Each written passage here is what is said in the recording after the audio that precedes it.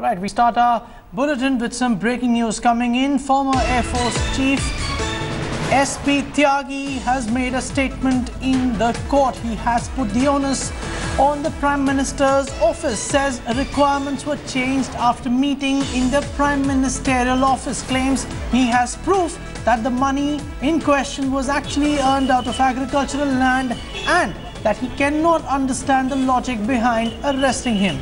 This is what he has said in the Patiala House Court, the special CBI court inside the Patiala House Court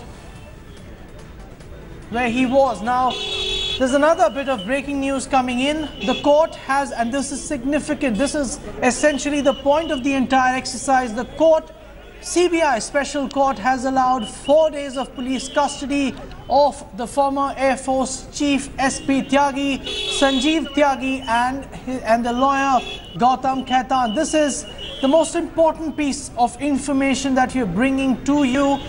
The hearing has ended and the court has granted 4 days. Remember, the CBI sought 10 days. Let's go straight to Anindo Banerjee, our correspondent standing by at the Patiala House Court. Anindo, it's over to you.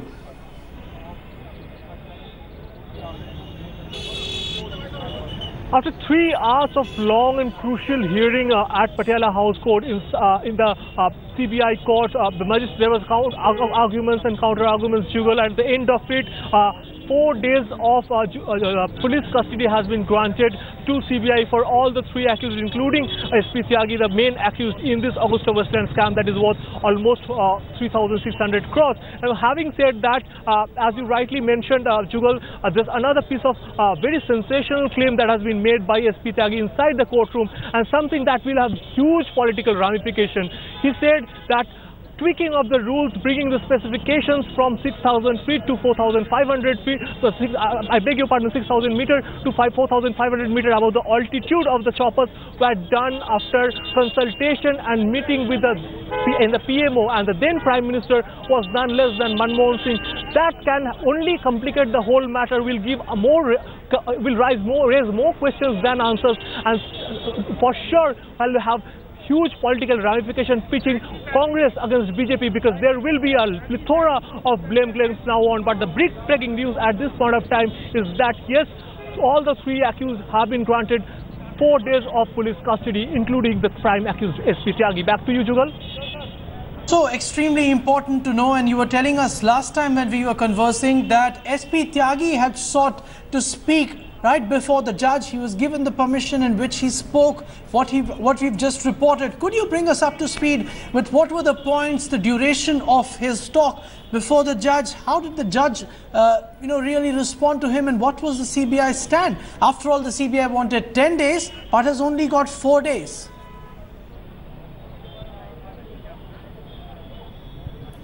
Well, absolutely. It was a long and grueling 3-hour-long hearing, Jugal. It started around 2 p.m. and it almost ended. Now it's almost 5 p.m. And, during the course of hearing, the argument of the prosecution, that is the CBI, has been that there has been letter regulatory received from Mauritius as well as from Italy, where already 2 courts have sentenced them and indicted them rather, and that's why it's important to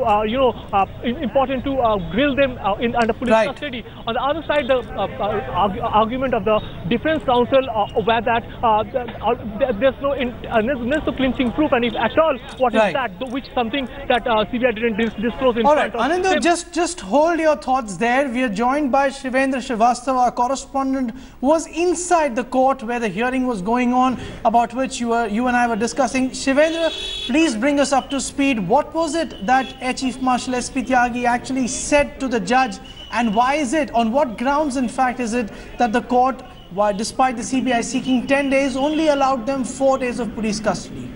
SP Tyagi was asked by the court to give his version on the allegations of a bribe taken by him in Augusta Westland case. He said that he earned all this money from agriculture income and he can give the proof. And he is unable to understand why CBI arrested him in a very clear case where they can collect the evidence already they have enough evidence against him. If they are willing to prove anything against him, still they have arrested him. So he's unable to understand the fact and the logic behind it. Later, the CBI demanded 10 days police custody of all these three accused persons in this case, so that they can investigate money trail and the source of income of all these accused persons, and further investigation can be done. On this almost 2.5 hours arguments went on, and finally court ordered 4-day police custody for all these accused, and court also ordered to produce these accused on 14th in front of regular court, so that further course of action can be taken. All right, that was Shivendra Srivastava. I'm also now joined by Deputy Editor Atir Khan, someone who very closely tracks the Central Bureau of Investigation and Enforcement Directorate, two agencies who had the most to contribute in this investigation.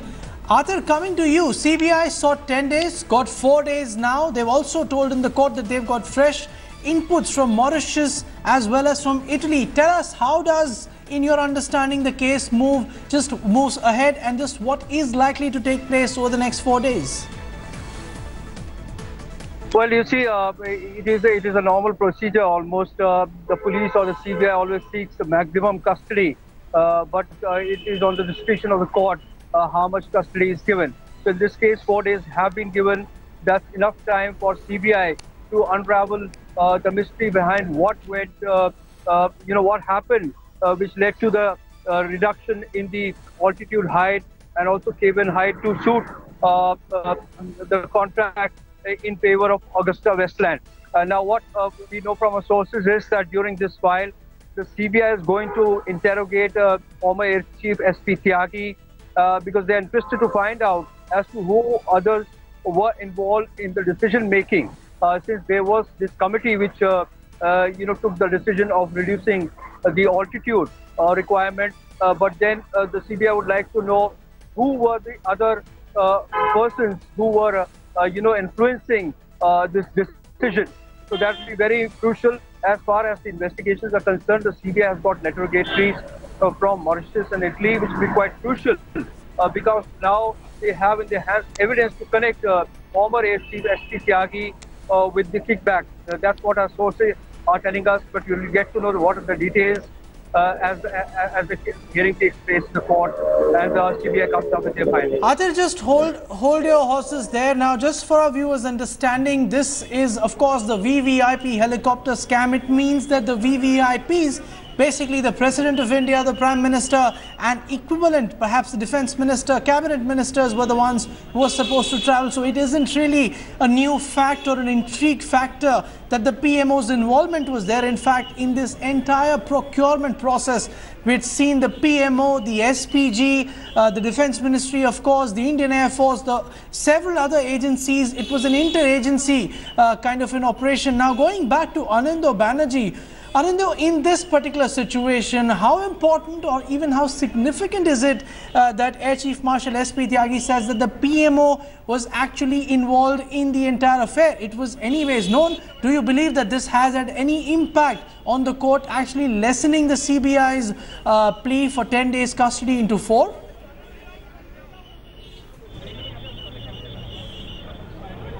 Well, that cannot be. We cannot construe out of anything what was the motive of the magistrate concerned. But one thing is for sure, Jewel, that this revelation is something that will not go down well, particularly with Congress. Something that will not have huge political ramifications. Something that will put BJP against Congress.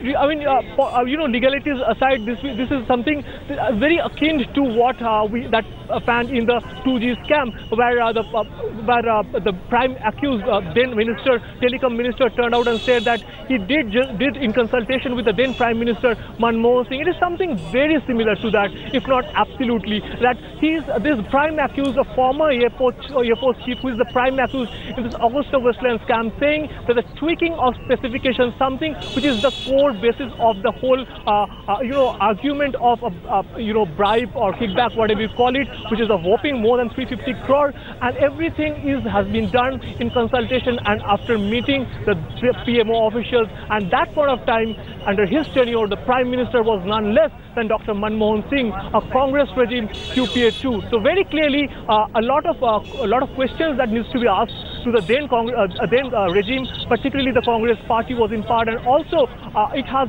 further complicated the matter rather than resolving the matter. So clearly, the legal tangle is going to has just got a bit more complex, as well as the political aspect is going to be even more nasty in the coming days. All right, we again go back to Deputy Editor Atir Khan. Atir, the CBI's actions, in fact, took everyone by surprise. They've said that they had fresh information from Mauritius, from Italy. Now, this is an investigation which has spanned several countries. Can you bring us up to speed just how has been the cooperation between different agencies and the CBI, and while the different agencies, particularly in Italy, has actually progressed and 2 courts have actually heard this case, why is it that the CBI still doesn't have a charge sheet also to speak of? Well, that's right. It's a very good question. Jugal, you yourself has been in the investigation which was carried out by us. There are several countries which are involved. And since the investigation involves transnational investigation, the CBI does not have all the evidence in hand. And that was the reason that CBI has not been able to file a charge sheet in this case. Whereas the enforcement directorate has filed a complaint in this case in which a lot of facts had surfaced. Now the CBI has only developed on those information, and they have got some fresh information in the form of interrogatories. Different countries take their own time to reply to interrogatories. Some countries do not reply at all. So it's a painstaking investigation. It's a time-consuming investigation that takes place. But yes, the timing is now being questioned now since the new acting chief has taken over. There is this question why the SP Tyagi has been arrested now. He's been questioned several times. Gautam Khetan has been questioned, Sanjeev Tyagi has been questioned, but now why have they been arrested? The CBI's reply to that is that they have got the evidence now, they have got the interrogatory replies which connects SP Tyagi to the entire kickbacks, and therefore this arrest has been made. And moreover, this arrest will help them lead to other characters who were involved in tweaking the requirements. All right, Atir, we just hold your horses there. We're also joined by General Ashok Mehta. General Mehta, I want to put this question to you. Explain to our viewers just how does a procurement process carry itself forward? Does a service chief actually get his involvement right through the procurement, or is it even members of the Defence Ministry who come into the picture at some point? Is it really possible then for a serving chief, however powerful and influential he may be, to actually have his stamp when there are so many agencies involved in finalizing, in scrutinizing and carrying out different evaluations for a purchase which is going to be used by the VVIPs of the country? Yeah, as regards to the specific question that you have asked me, the weapon equipment procurement procedure would start with the request for proposal, and then after the request for proposal, then the equipment is scrutinized and they make a short list. And they don't want a single vendor situation, that there are at least more than one company that is offering the equipment. Then there are these field trials, that what they call the equipment negotiation committee, which really it looks at the field trials and the results of the trials in relation to what the equipment request. Does it meet the operational parameters in all operational environment, plains, deserts, mountains, and other sectors? Now, once that is completed, then you shortlist from that the equipment that you think has proven the best after these trials. And then you arrive at what's called the price negotiation committee. No, but General Now, Mehta, my question is that how much of a role does the service play and how much of the role do the Defence Ministry bureaucrats and the system play? This is precisely what I am answering, that the actual decision on the purchase or the choice of the equipment lies with the price negotiation committee. They are the ones who, the equipment is selected by the armed forces, but the actual negotiations dealing with money, the armed forces do not come into this. This is all Ministry of Defence. So whatever negotiations take place, whatever bargaining has to be done in terms of the equipment, that is done by the bureaucrats. Does it then, General Mehta, does it then to you come as a surprise that there is just no bureaucrat, no secretary, nobody from the Defence Ministry, the negotiating side that you're referring to, who's been even made an accused? Yeah, well, that I suspect that the next stage should be or would be the bureaucrats who were involved in approving the equipment. Remember one thing, that at the moment the charge against Tyagi, Air Chief Marshal Tyagi, is that he fiddled with the equipment evaluation. In other words, he brought down the equipment, the ceiling of the aircraft from 6,000 feet to a lower level of 4,500 meters. And therefore, that is the immediate charge. And in this charge, they say that the companies that was involved or the companies that were involved paid him off to do so. Now, that is a charge that has to be proven. Right. But your question is quite different, that in case he is being charged, then what happens to the bureaucrats and even more importantly, the politicians? Absolutely. Because in this, the fall guy should not be the armed forces or the army, the Air Force chief. The natural process of tracing the culprits, after all, the final decision, the political nod comes from the whoever. General Mehta, we will have to stop it at that for now. We're running out of time. But this is an extremely important point that you've raised, that the armed forces should not be made the fall guy. We'll continue tracking the story in much more detail on the other side of a quick commercial break. Keep watching India Today.